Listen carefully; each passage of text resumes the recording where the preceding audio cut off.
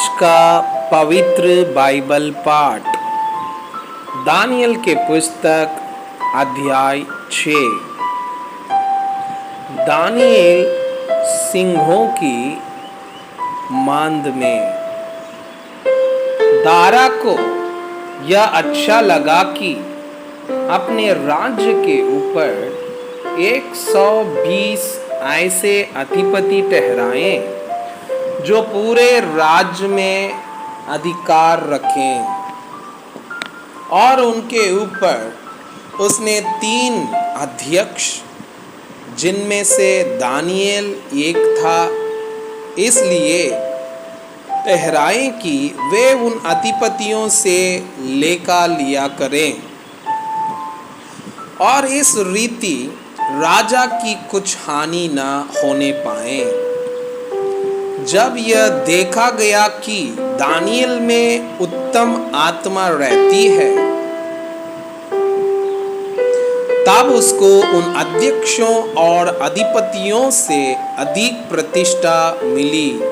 वरन राजा यह भी सोचता था कि उसको सारे राज्य के ऊपर ठहराएं। तब अध्यक्ष और अधिपति राज कार्य के विषय में दानियल के विरुद्ध दोष ढूंढने लगे, परंतु वो विश्वास योग्य था और उसके काम में कोई भूल या दोष ना निकला, और वे ऐसा कोई अपराध या दोष ना पा सके। तब वे लोग कहने लगे, हम उस दानियल के परमेश्वर की व्यवस्था को छोड़ और किसी विषय में उसके विरुद्ध कोई दोष ना पा सकेंगे। तब वे अध्यक्ष और अधिपति राजा के पास उतावली से आए और उससे कहा, हे राजा दारा, तू युग युग जीवित रहे। राज्य के सारे अध्यक्षों ने और हाकिमों, अधिपतियों, न्यायियों और गवर्नरों ने भी आपस में सम्मति की है कि राजा ऐसी आज्ञा दे और ऐसी खड़ी आज्ञा निकाले कि 30 दिन तक जो कोई है राजा तुझे छोड़ किसी और मनुष्य या देवता से विनती करे, वो सिंहों की मांद में डाल दिया जाए। इसलिए अब है राजा, ऐसी आज्ञा दे और इस पत्र पर हस्ताक्षर कर, जिससे यह बात मादियों और फारसियों की अटल व्यवस्था के अनुसार बदली ना जा सकें। तब दारा राजा ने उस आज्ञा पत्र पर हस्ताक्षर कर दिया।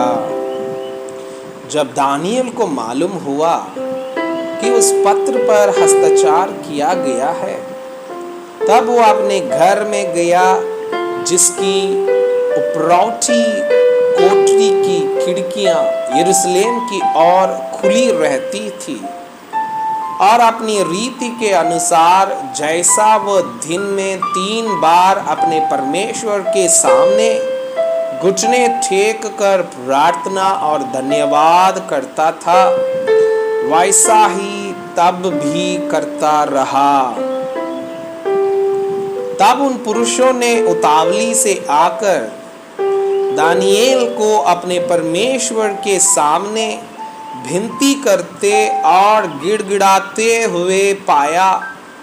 अतः वे राजा के पास जाकर उसकी राज आज्ञा के विषय में उससे कहने लगे, है राजा, क्या तूने ऐसे आज्ञा पत्र पर हस्ताक्षर नहीं किया कि 30 दिन तक जो कोई तुझे छोड़ किसी मनुष्य या देवता से विनती करेगा, वो सिंहों की मांद में ढाल दिया जाएगा? राजा ने उत्तर दिया, हाँ, मादियों और फारसियों की अटल व्यवस्था के अनुसार यह बात स्थिर है। तब उन्होंने राजा से कहा, यहूदी बंदियों में से जो दानियेल है, उसने है राजा ना तो तेरी और कुछ ध्यान दिया और ना तेरे अत्याचार की हुए आज्ञा पत्र की ओर। वो दिन में 3 बार विनती किया करता था। यह बात सुनकर राजा बहुत उदास हुआ और दानियेल को बचाने के उपाय सोचने लगा और सूर्य के अस्त होने तक उसे बचाने का यत्न करता रहा। तब वे पुरुष राजा के पास उतावली से आकर कहने लगे, हे राजा, यह जान रख कि मादियों और फारसियों में यह व्यवस्था है कि जो जो निषेधाज्ञा या आज्ञा राजा ठहराए वो नहीं बदल सकती।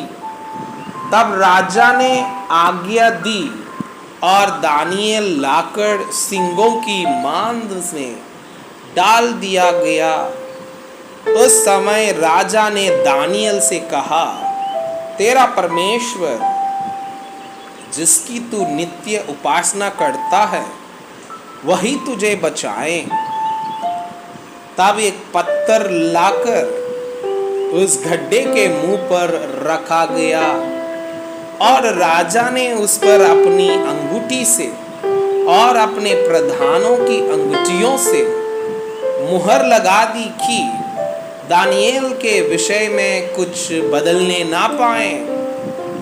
तब राजा अपने महल में चला गया और उस रात को बिना भोजन पड़ा रहा और उसके पास सुख विलास की कोई वस्तु नहीं पहुंचाई गई और उसे नींद भी नहीं आई। भोर को भाव पड़ते ही राजा उठा और सिंगों की गड्ढे की ओर फुर्ती से चला गया।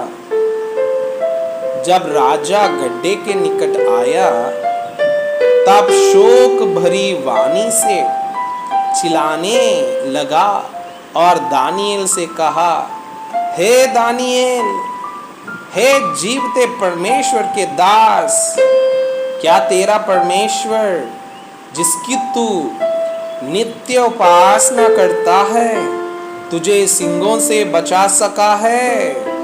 तब दानियेल ने राजा से कहा, हे राजा, तू युग युग जीवित रहे।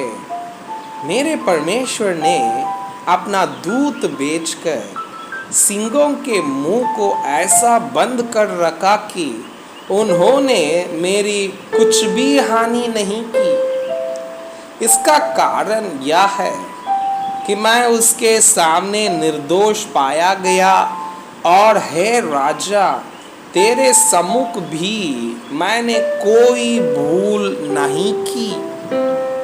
तब राजा ने बहुत आनंदित होकर दानियेल को गड्ढे में से निकालने की आज्ञा दी।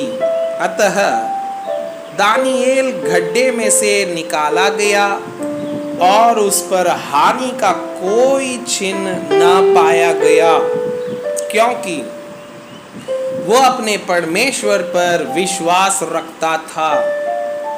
तब राजा ने आज्ञा दी कि जिन पुरुषों ने दानियेल की चुगली खाई थी वे अपने अपने बाल बच्चों और स्त्रियों समेत लाकर सिंगों के गड्ढे में डाल दिए जाएं और वे गड्ढे की हेंदी तक भी ना पहुंचे कि सिंगों ने उन पर झपट कर सब हड्डियों समेत उनको चबा डाला। तब दारा राजा ने सारी पृथ्वी के रहने वाले देश देश और जाति जाति के सब लोगों और भिन्न भिन्न भाषा बोलने वालों के पास यह लिखा, तुम्हारा बहुत कुशल हो। मैं ये आज्ञा देता हूँ कि जहाँ जहाँ मेरे राज का अधिकार है, वहाँ के लोग दानियेल के परमेश्वर के सम्मुख कांपते और तरतराते रहे, क्योंकि जीवता और युगानुयुग तक रहने वाला परमेश्वर वही है। उसका राज्य अविनाशी और उसकी प्रभुता सदा स्थिर रहेगी। जिसने दानियेल को सिंहों से बचाया है, वही बचाने और छुड़ाने वाला है, और स्वर्ग में और पृथ्वी पर चिन्हों और चमत्कारों का प्रकट करने वाला है। इस प्रकार दानियेल दारा और कुस्रू फारसी दोनों के राज के दिनों में सुख चैन से रहा। मैं आपसे यह अनुरोध करता हूँ कि कृपया आज का बाइबल पाठ को अध्ययन करें और जिन वचनों के द्वारा आप प्रभावित हुए उसे अपने कॉपी में लिखें और आज दिन भर इस वचनों को अपने जीवन में अभ्यास करें। परमेश्वर चाहता है कि आप उनके समान सिद्ध और पवित्र बन जाएं। परमेश्वर आपको बहुताई से आशीष करें। आमीन।